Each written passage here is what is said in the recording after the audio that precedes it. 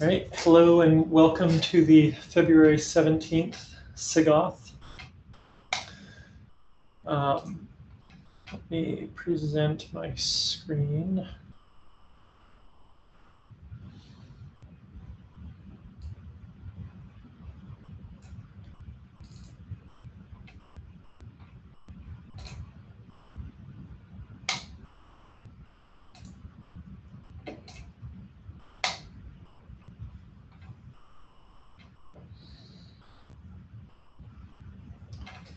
All right.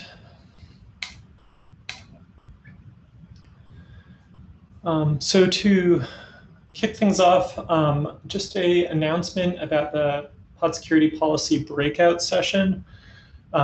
For now, we're going to keep the same time as our recurring meeting. That's Wednesdays, 1 to 2 p.m. on the sig-auth off week. So not today, but next week we'll have the next one of those sessions. And for now, we're going to try and limit pod security policy discussion to that breakout session, just to be fair to folks who are able to make that meeting. We don't want to fracture that conversation. So we won't be talking about pod security policy today, except where relevant to other things, such as ephemeral containers.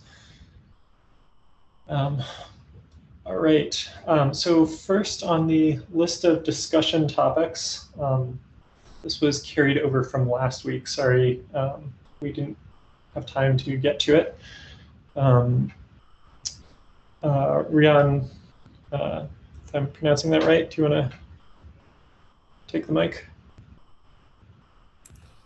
I think I'll leave that to Hippie or Stephen because they're more. Stephen, do you want to explain the issue?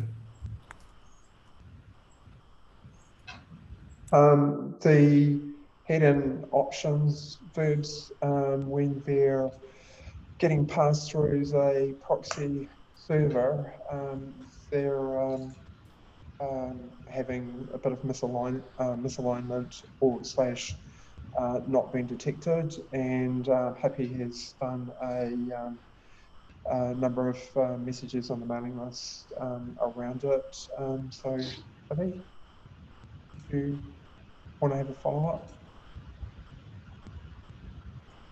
Sure. We've got an issue where we've been discussing it, and we also sent out to the mailing list on the 4th of Feb.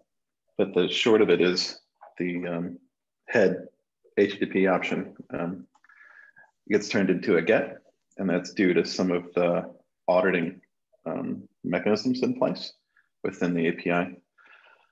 And another one is that the options gets completely dropped, and that makes it very difficult to understand via our auditing mechanisms which operation IDs for these particular ones. When we hit head and option, it makes us it overlaps, because the open API definition, in order to map it, we need to look at a path and we need to look at the HTTP verb, and our auditing has a field for the Kate's verb, but it's again, for these two options, it's not available there. It gets changed and dropped within the audit mechanisms, and sorry, the auth mechanisms.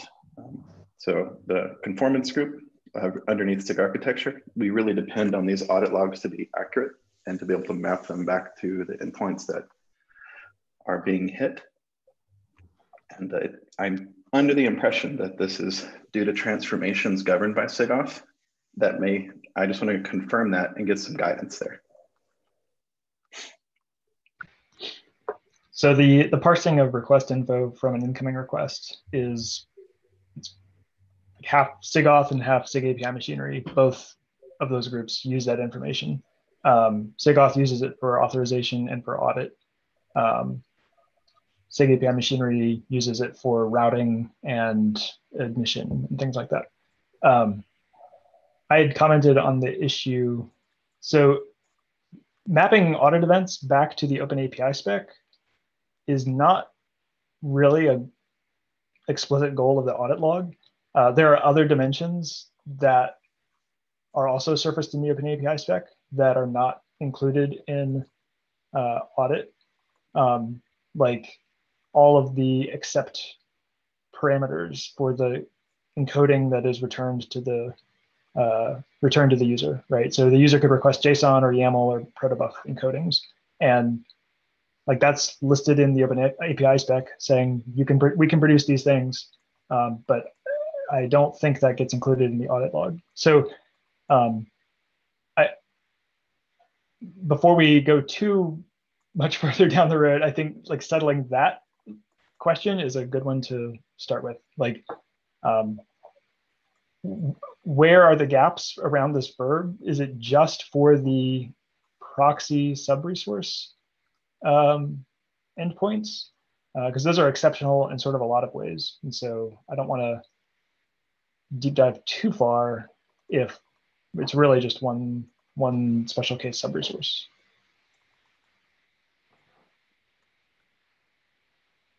Stephen and Rian, if you can back me up on my assumptions here from hearing you, but I do think that these are outliers and do behave differently. And if we want to try to make some workarounds on our side for these, we can take a look at that. Have you seen anything to the contrary of that, Stephen? As far as I'm aware, the head and options only apply to proxy endpoints.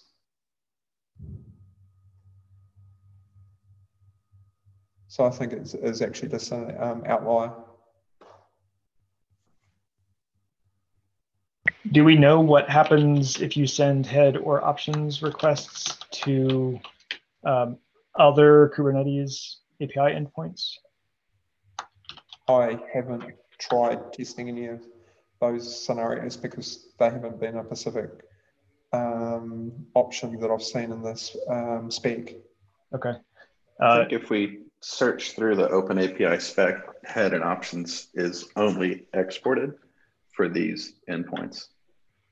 So I wouldn't expect the API server to respond with a valid routing based on that, but that may not be true. I don't know how the routing occurs, but okay. Based on its exported spec, I'd say it should get a 404 or something.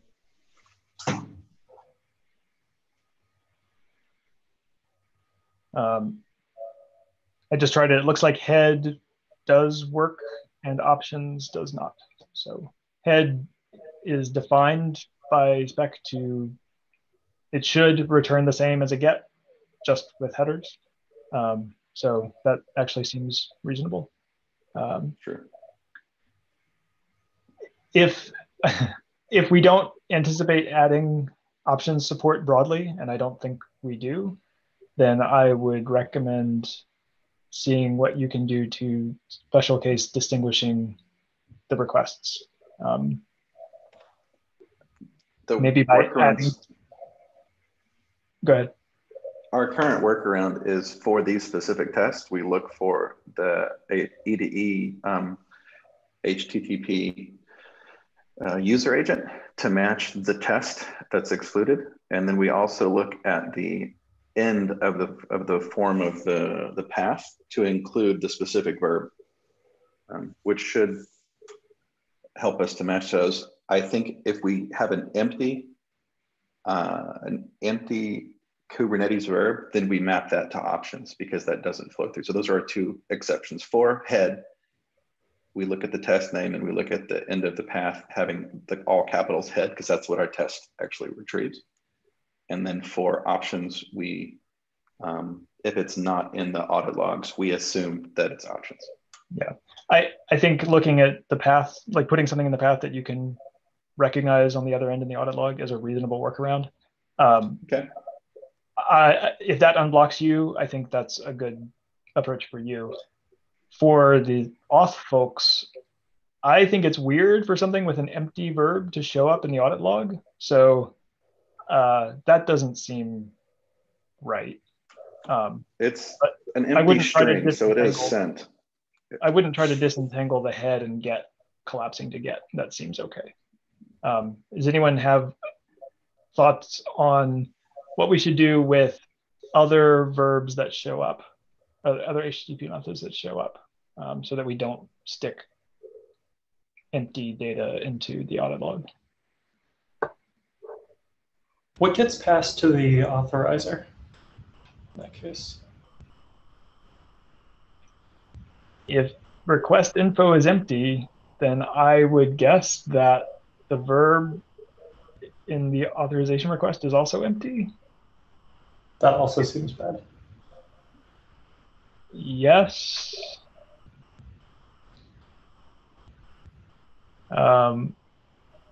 Although you can assign R back to empty string, right, as the verb. Like, you can. It's a valid construct. It's not a good idea, probably. It's weird. I would guess that any authorization policy that's allowing it is only allowing it because it's allowing star. Yeah, willing to bet that.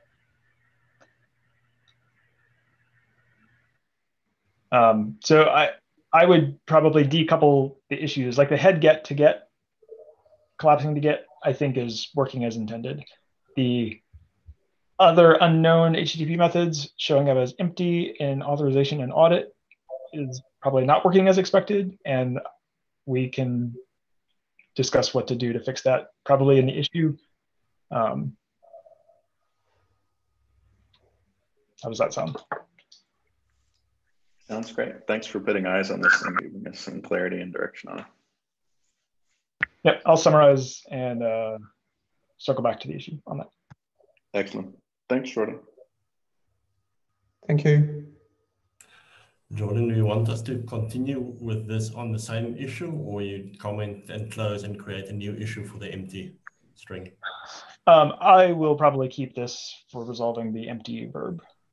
Okay, thank you.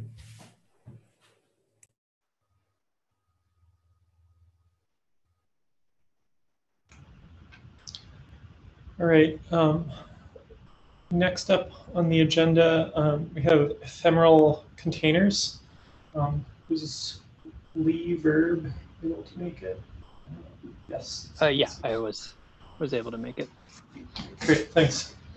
For context for everyone else, this came up when this came up while we were discussing some options around the pod security policy replacement and asking kind of what the expectations are for handling ephemeral containers, especially in the context of policy exceptions, since the general expectation of ephemeral debug containers, especially with the change to add security context in 121, is that it may be desirable to run a pod with least privileges for production use, and then be able to have elevated privileges in a debug container. So for example, you might forbid capnet raw in a production container that doesn't need it to limit attack surface, but capnet raw is a common requirement for certain types of network debugging, such as ping and traceroute. So that's the motivation for adding security context in 121. Now, when it comes to admission and pod security policy type constraints on these, I believe the way it currently works, maybe someone can correct me if I'm wrong, but I think that so ephemeral containers are edited through the ephemeral containers sub-resource on the pod.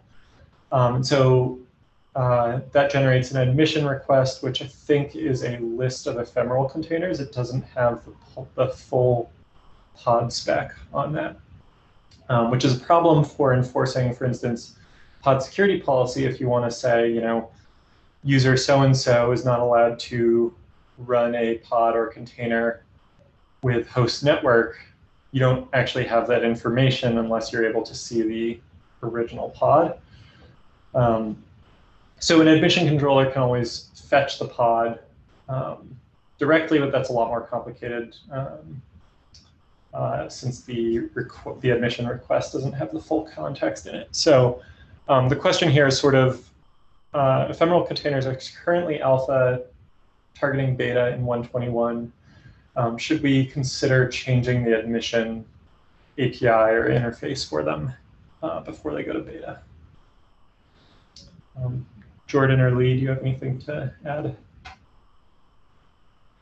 No, just that was all correct. Maybe just the added context is back in the way back when we designed this. We were planning on using pod security policy to provide some knobs for tuning here. It's clearly not the way forward anymore, and I'm not sure the right thing to do in its place.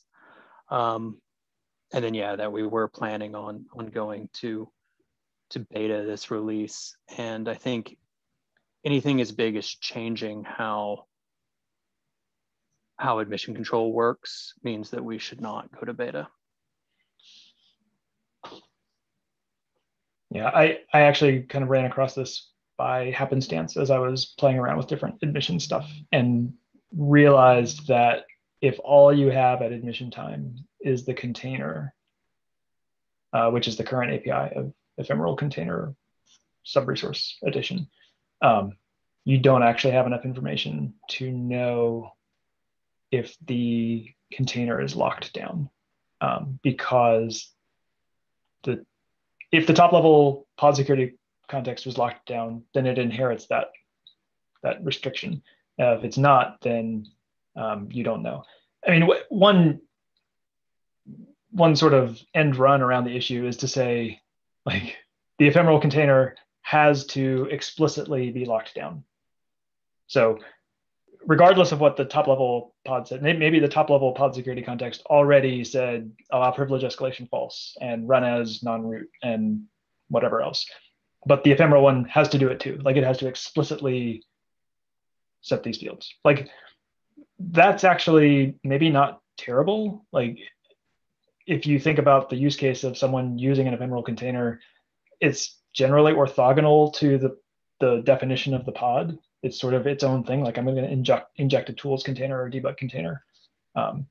So maybe it would be okay to say admission should expect the containers, the ephemeral containers, to explicitly be setting their run as user or their allow privilege escalation or whatever those things are. But something that is trying to make the ephemeral containers match something about the pod is going to have a really hard time of it. They're going to have to do this out of band lookup of the existing pod given with the current API. So I'm curious what other people's sort of expectations for what sort of checks they would do and what they would want to inspect or change or enforce on ephemeral containers, and whether having to look up the existing pod out of band would be problematic for them. A good example might be runtime class, which is only specified on the pod.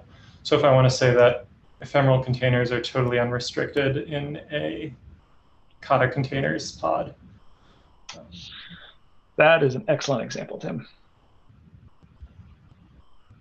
So I was going to ask, just like, if we look at just like the status sub-resource example, like, you have when you ask for status, you get the whole object, right? Not just the status, right? Why would this be any different? Right, because our sub-resources for the most part are just controlled views into, I mean, I guess proxy and stuff is magical, but a lot of them are controlled views into the whole object with particular validation or other stuff to give you a constrained API. But even like status being the canonical one, I get the whole object, right? I would expect the whole object in this one.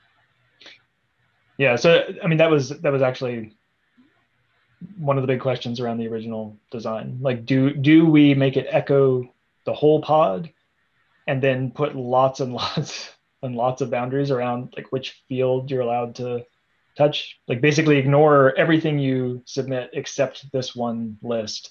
And because you can't remove ephemeral containers, actually require the list to contain everything that's already there and only honor additions.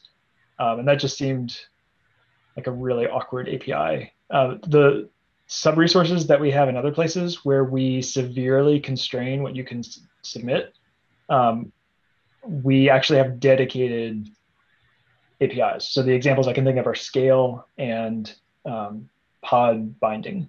So those are the ones where we're basically saying you can only touch one field on the object. And there we don't make you echo the whole object and then ignore everything but that one field. We let you have a dedicated scale or binding object. So that's why we went this way. It's like, oh, it's an append only API. Well, then just give us the containers you want to append. Awesome.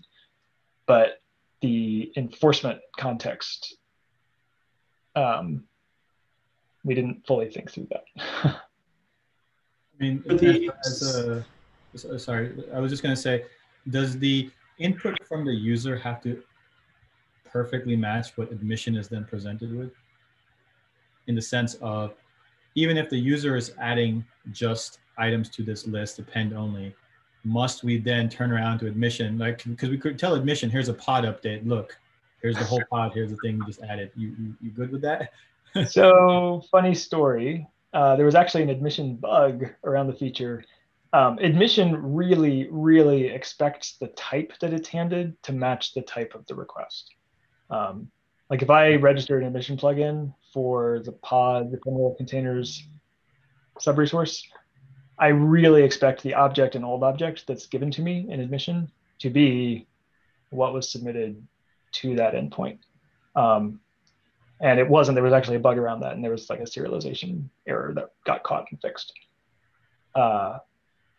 So if we're going to change what admission sees, like nothing else in the API mismatches what is submitted to the endpoint and what is given to admission. So it'd be weird to do that here. Wild idea, but what if we added a sort of like context, additional context to the admission API? So, you know, the main type in the request is still the same, but I also get in this additional list of context things, the full pod. I could also see that being very useful for providing the namespace object for namespace things. Wouldn't we have to go like change admission webhooks and like the admission review API and like? Yeah, it's a big change. David, you're on the call. What do you think? I would not choose to change. I like the contract of what you give is what goes to admission.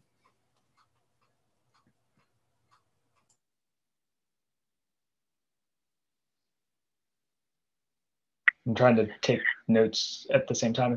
If other people want to contribute so we capture some of this, that'd be helpful. So one thing that's different about ephemeral containers is that we do have additional fields available that's above what's in container. So for example, we added a field to allow namespace targeting, and then we could allow a field if it helped us here. We could add a new field to ephemeral containers itself. We don't have a requirement to. We don't necessarily need to make the entire security context configurable, right? So far, people really just want capabilities. They want to be able to trace things or ping things.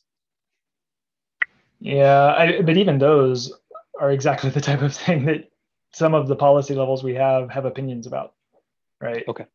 So like adding non-default capabilities is explicitly part of the baseline and restricted pod security standards.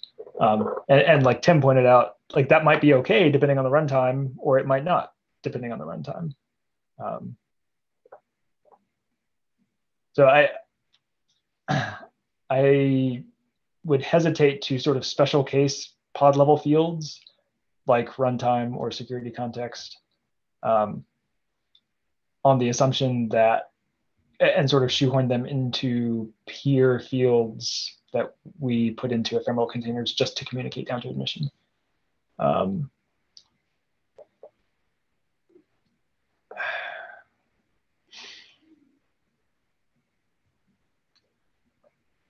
I'm trying to remember, Lee, long ago, did you look at sending the whole pod to the sub-resource, or did we discuss it and decide on this approach before you started prototyping stuff?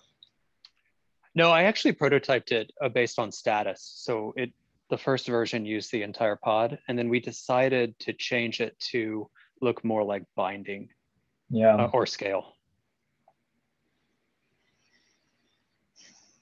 Another possibility is that there's actually an existing issue around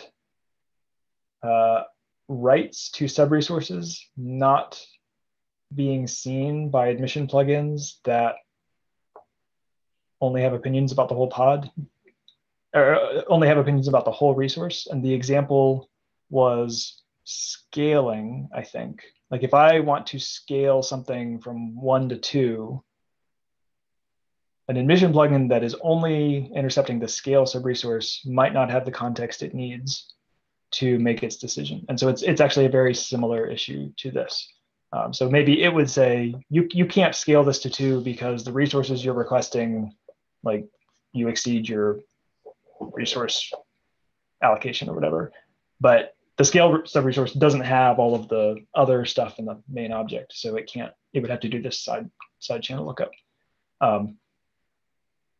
One of the proposed solutions there is to let admission on the top level resource be sent the update that would result as part of a sub-resource right. That is very early in the proposal stage. That is nowhere near complete, but it seems like the same category of problem.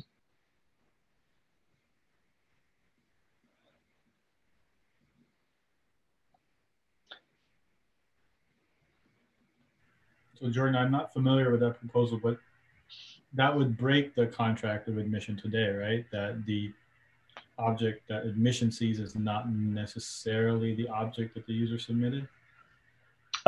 So it's a secondary step. So I make a status update to pod status, and pod's ephemeral containers, and I'm send some ephemeral containers, and it passes through the ephemeral containers admission plugins, and they all say thumbs up. Well, under the covers, like the pod itself is actually being updated, and so it conceptually could then give the old and new pod to admission plugins that wanted to see all updates to pods no matter the source. And say like an update to a pod is going to be made, and here's the old one, and here's the new one. What do you think? And those admission plugins could see updates to pods, whether they came through the spec or the status or the binding or ephemeral containers, or I guess pods don't have scale, but like I said, it's identifying a gap, and it's an early proposal, and there's weird like ordering details to work out, and it would have to be opt-in. It would have to be something an admission plugin would have to say, I want to see all updates to this no matter the source, instead of routing sub-resource updates to existing admission. I hesitate to come up with a specific solution to this issue if there's a more general problem being considered. I think the two options we have here are, one, change the API to pass the whole pod. So we sidestep it and say, well, the ephemeral container API is, here's the whole pod, and we ignore everything but this list. That's one possibility.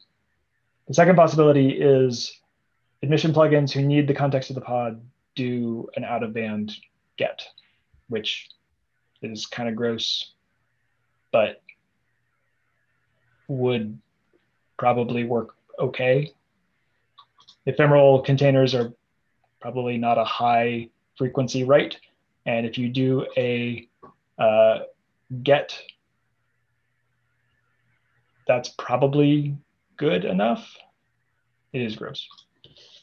So I'm thinking through that though, like if you use something like OPA today, there's like no way to write like a Rego policy, right? That's true.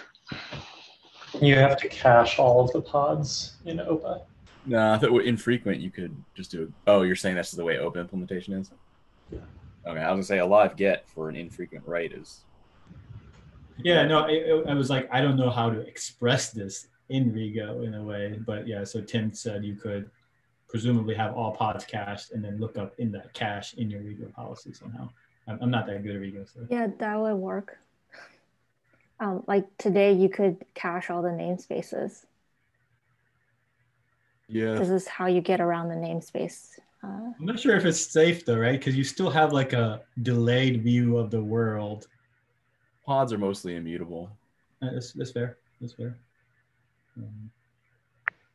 Yeah, admission gets to see the old object and is called inside the update loop. So if you did a get and the resource version you got didn't match the old resource version, then you would know it was stale.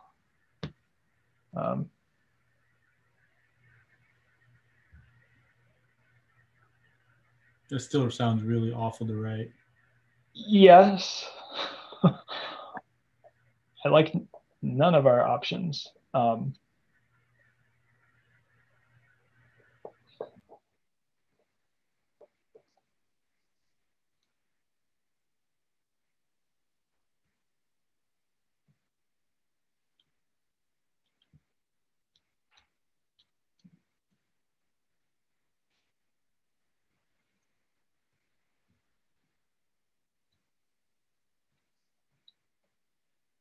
Well, that was a meeting killer. I tend to think that the just using the entire pod is both the most realistic and I don't know, it is a cleaner API considering the amount of changes that ephemeral containers make. I mean, it's easier. It's a big change. Implementer, but I wasn't going to ask for a significant change on a feature I didn't help. If you can still patch to that endpoint, then from a client perspective, submitting a patch that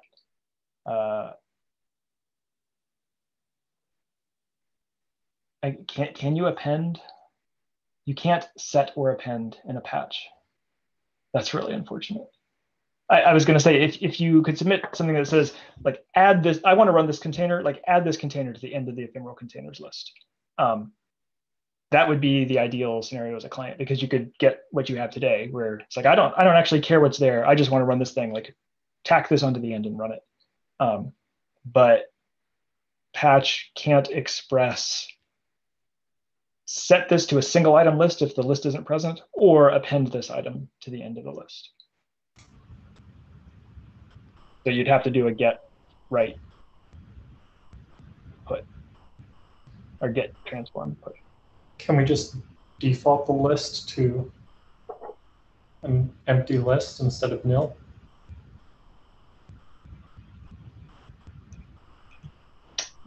I don't know. Maybe. I don't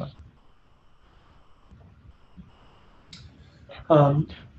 Okay, it sounds like for next steps, I'm sorry, I have one more question. If we decide to do a big API change, like changing the kind that we're using, is this a thing? Do we want to completely halt ephemeral containers, go back and rewrite it, and then proceed forward to beta again? Or is this a thing that we would want to do in a new sub resource that has a slightly different API and deprecate the old one? If you start returning a different type from, does the current type support get? Yes. It does, okay. Yeah, if you start returning a different type from an existing sub-resource, you'll break existing clients. Those clients were using an alpha feature. We've avoided breaking entire deserialization paths in the past, but this one is. I could be convinced this was a sub-resource, and maybe we could find some leeway there, but like that's why we can't reuse any fields, even from alpha APIs. Fields, definitely.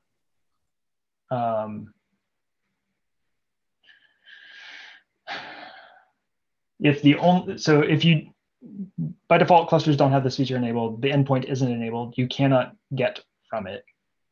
So the only clients making use of it are using it on alpha clusters, and they are using an alpha feature.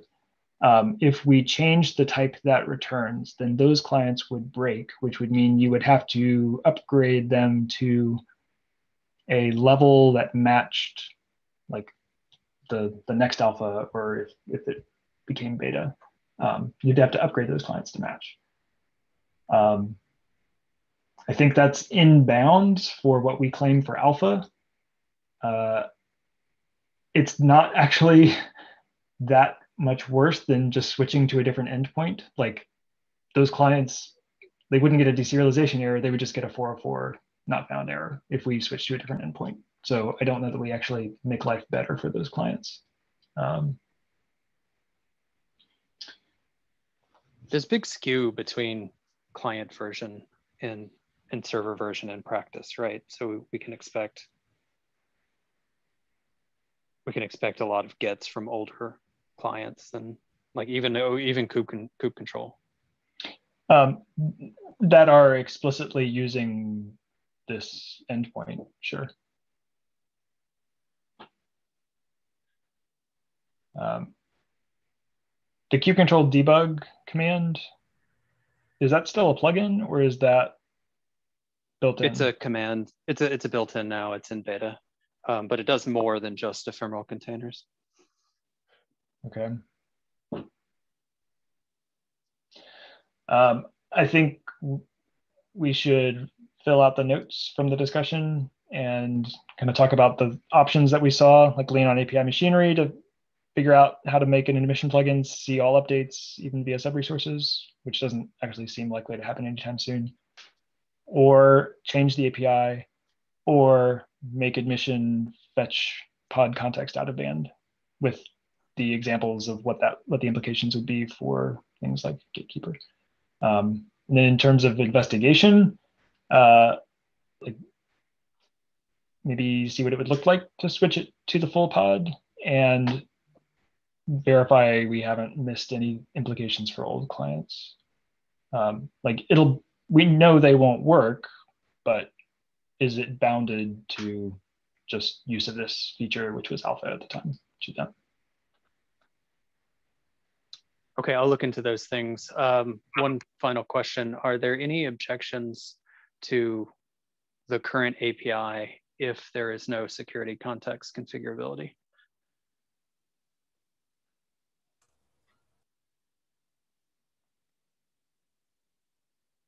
If locking down pod capabilities becomes commonplace, doesn't that really diminish? Like Tim led with one of the key goals of this was to let your main pod containers run unprivileged and restricted, and then retain the ability to inject this. Yeah. This is just to inform my understanding of what the requirements actually are. Locking ourselves to an API that we know has difficulty in letting you flip the bits that make debug containers most useful seems like something we'll regret. Yeah. Yep, that's reasonable. Okay, thanks everyone. Thank you. All right, next up on our agenda, Micah, take it away. Yeah, so I wanted to bring back to life a little bit the discussion on private claims in projected tokens. It's an older issue Mike had originally opened, and there was discussion about like how do we do this?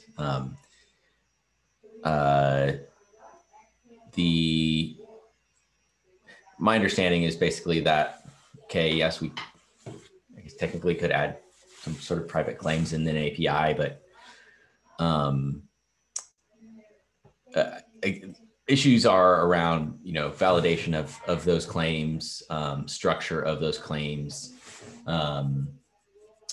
and what is, I guess it's a very open question about what that looks like, just because the API server is minting these tokens as sort of authoritative for external parties, and those external parties need to rely on and trust that those claims are accurate and correct. The reason why I'm very interested in this is like there's certain AWS features that would tie really well into this. AWS supports basically adding what we call session tags. So when you assume a role, and you can use a Kubernetes token to assume an AWS role, those tags can get propagated as context into your role session. So I can write AWS policy to say, if this was supported, to say, this role session can only write to this S3 bucket where the path prefix is the pod name, or the path prefix is the namespace name, or whatever we shove in this session context. One other solution that I thought about, kind of in addition to the discussion here, was could this be folded into the proposed external signing API? That does limit the sort of usability of private claims, but it does let an external signer sort of determine whatever structure or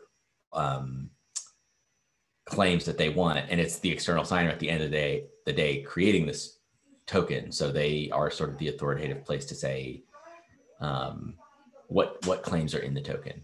It gets out of the Kubernetes API, which is less flexible for Kubernetes API consumers, but if you want to write your own, run your own external signer, you can add whatever claims you want there.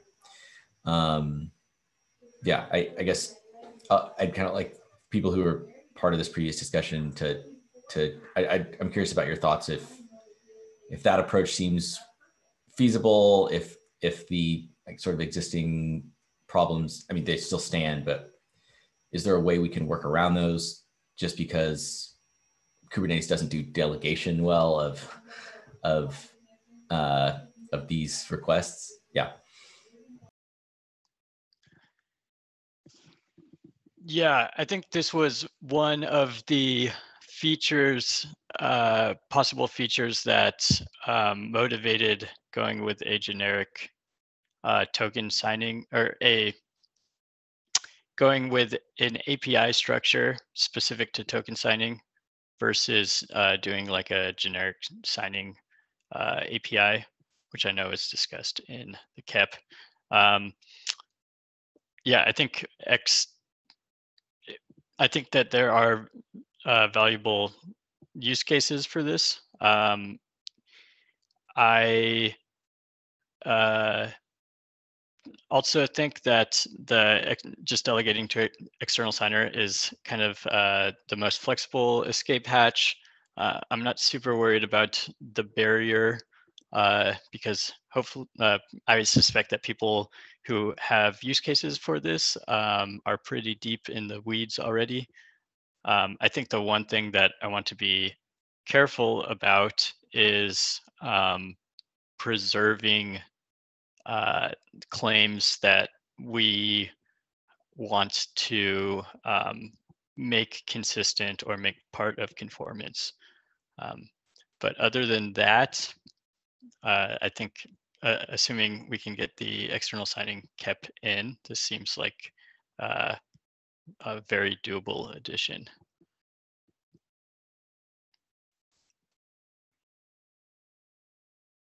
Yeah, Mo, you brought up I guess sort of a concern there. Is that do you have more thoughts on your concern?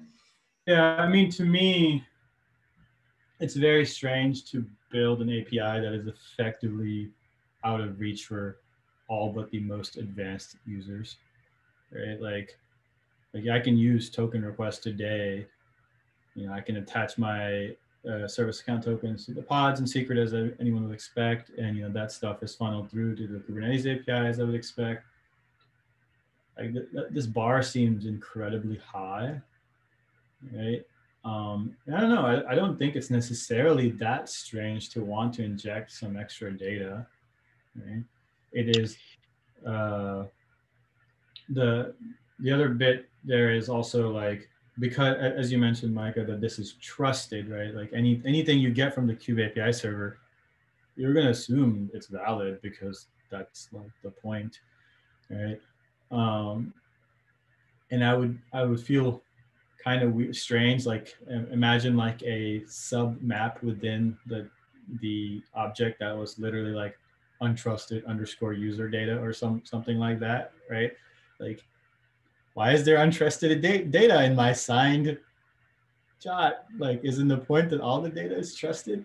It reminds me of the email verified claim in OIDC. Like, to me, it's like nonsensical. Like, I trust my OIDC provider. So either give me a verified email or don't give me any data. Like, you go verified, please. That's why I have you as my ID provider. So I don't know, it doesn't feel right to me to do it sort of in this regard. Like if I think about like the closest extension point we have to like the external signer today that already is there is the KMS code, right? And for the most part, the KMS code can't do anything that fancy, right? It just encrypts a data encryption key and hands it back to you, right? But it can't do much else, right? It doesn't even control the encryption itself, right? The API server actually does the final encryption. It's just the API server is handing you the key that it used and asking you to give it an encrypted copy back so that way it can get it back, right? But it's like a purposely limited API to both limit the surface area of the external entity that's attached to the API server, but also to retain all the control within the API server.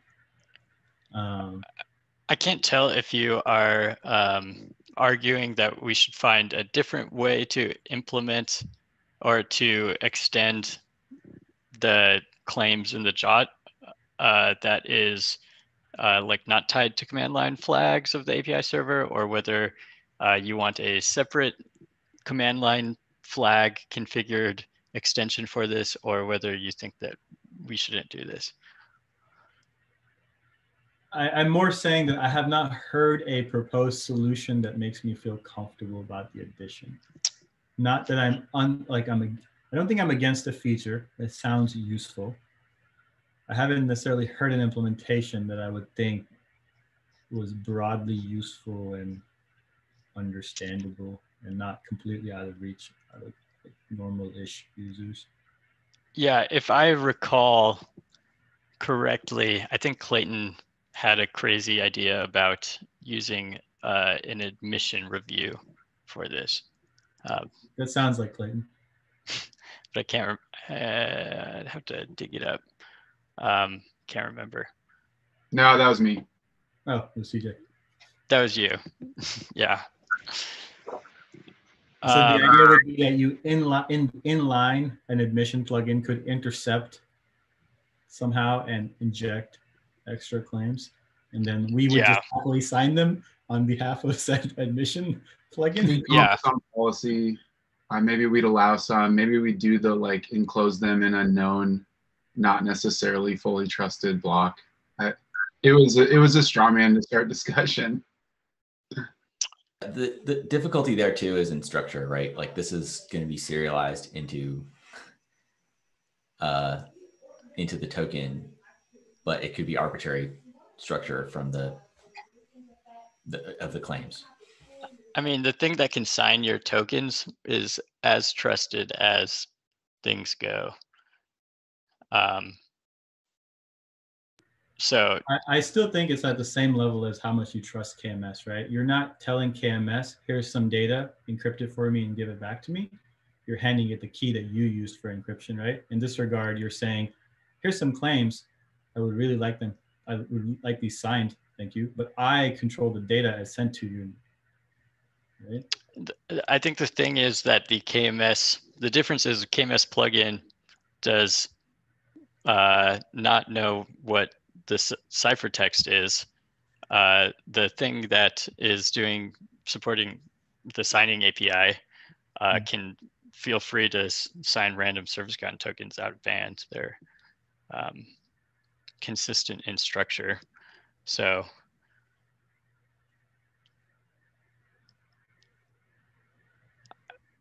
I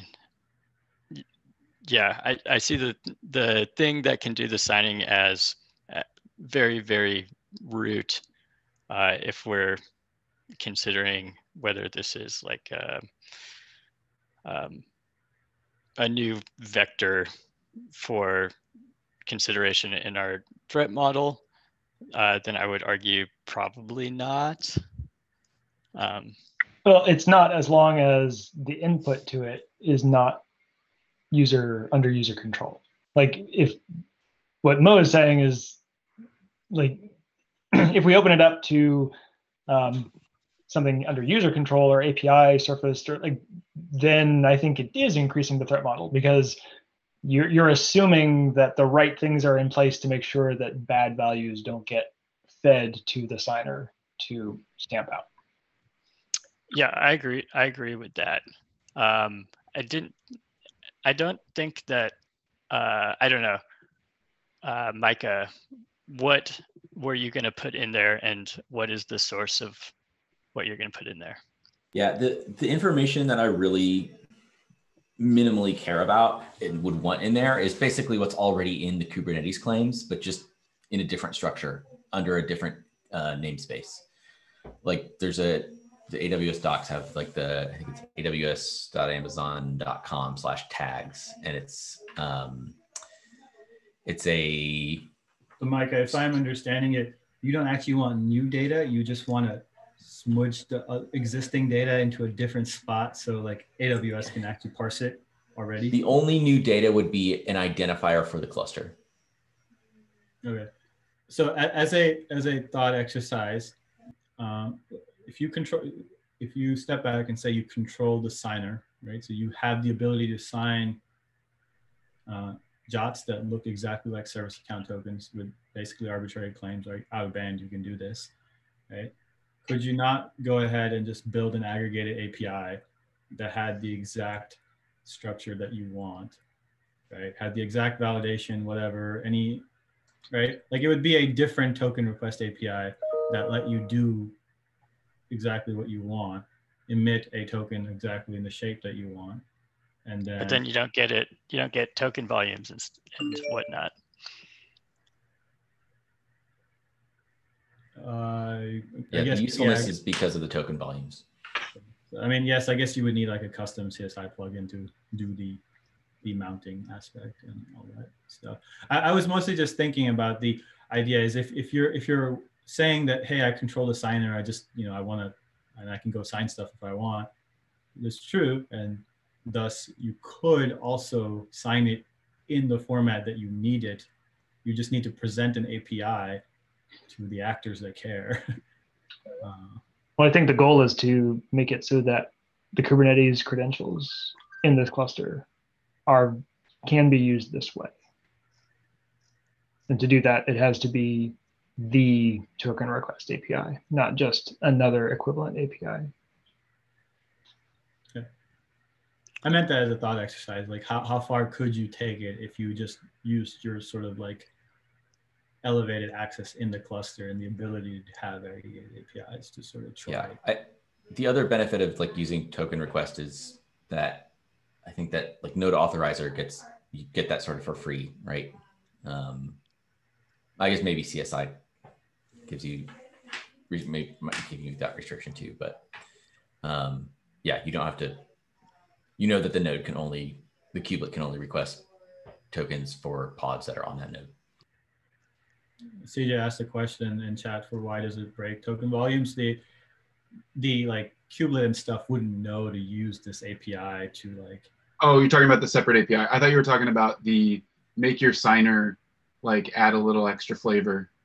No, so that would be abstracted behind the API server's API, so it would just work. Yeah, that at least seems like the more correct model for provider wants to add stuff to make things work better with providers' other services, as opposed to workload or other sub piece of infrastructure wants to request things that may or may not be fully trusted by the API server itself. Like here we're saying, yeah, root on the API server is gonna switcheroo some claims and like copy them into a different block.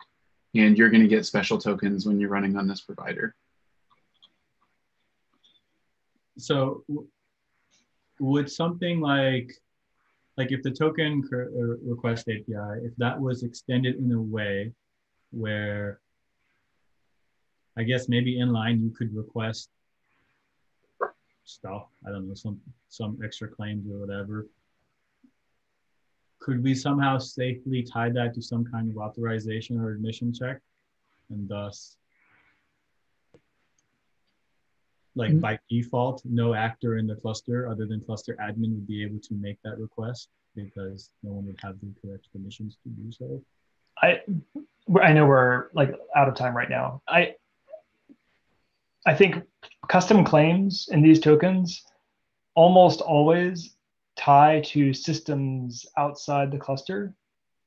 And so even cluster admin level access, I would not expect to be sufficient to inject arbitrary claims into tokens. Like if I'm cluster admin on my toy cluster, but I can request a custom claim that gets like me privileges in some other system, that seems like just asking for like scope escalations. Yeah, can we divide it into two cases where like one is the provider that owns the signer gets to do some subset that they're comfortable with. The other use case is kind of something wants to request some claims. We're not going to fully trust it. Could we make that work with they go in a different block and they can't be arbitrary. It's like well communicated that they're not quite trusted all the way. I would want to see much more like specific use cases around I want some claims for some reason. Like wasn't one like appeals to me, but I'm getting authenticated to by a pod with a label of some sort. That was a link in the original issue. Feels weird, but